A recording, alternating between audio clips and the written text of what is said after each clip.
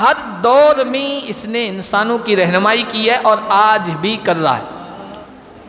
قرآن کے خلاف پروپیگنڈا، قرآن کے خلاف سازشیں، قرآن کی مخالفت آج دنیا میں چرم پر ہے، آخری انتہا کو چھو رہی ہے قرآن اور اسلام کے خلاف۔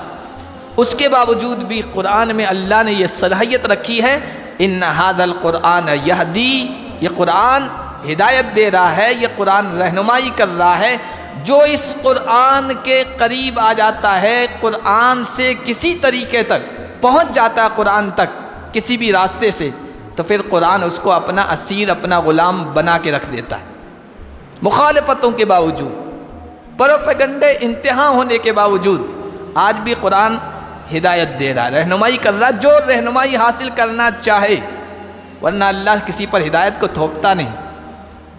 اس کے سلسلے میں ایک واقعہ سناتا ہوں۔ ایک انگریز ہے، یحییٰ برٹ نام ہے ان کا، بعد میں یحییٰ نام رکھا، پہلے کچھ اور نام تھا۔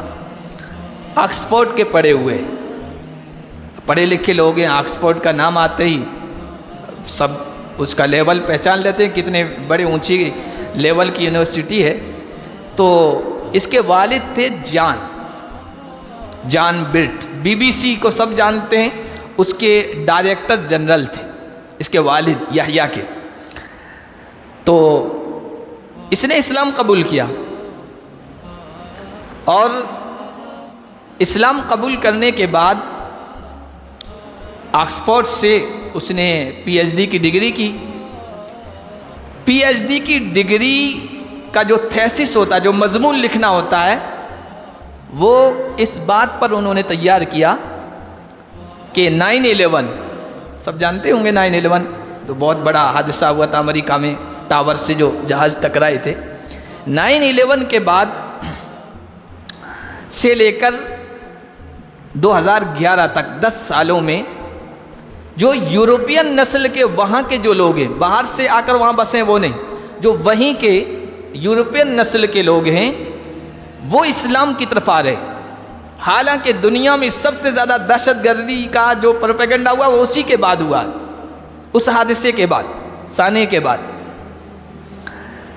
تو اس نے اپنے PhD کے مقالے کو اس پر تیار کیا ہے کہ ان انگریز نسلوں کے اسلام قبول کرنے کی طرف اب کیا چیز تھی، کیا وجہ تھی جو ادھر لے آئی ان کو، کیوں اسلام قبول کر رہے، ریزن کیا ہے۔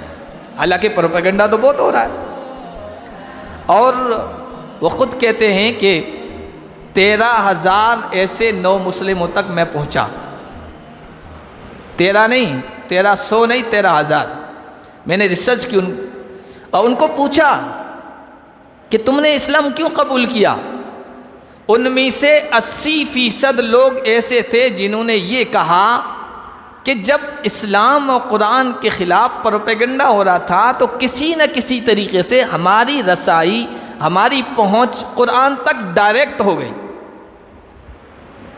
اور پھر ہم نے اسٹڈی کیا، اس کو پڑھا، اس کے اندر غور کیا، تو پھر ہمیں یہ بات سمجھ میں آ گئی کہ پروپیگنڈا جھوٹا ہے اور قرآن کی بات صحیح ہے، قرآن کا پیغام صحیح ہے، اور ہم نے اسلام قبول کر لیا۔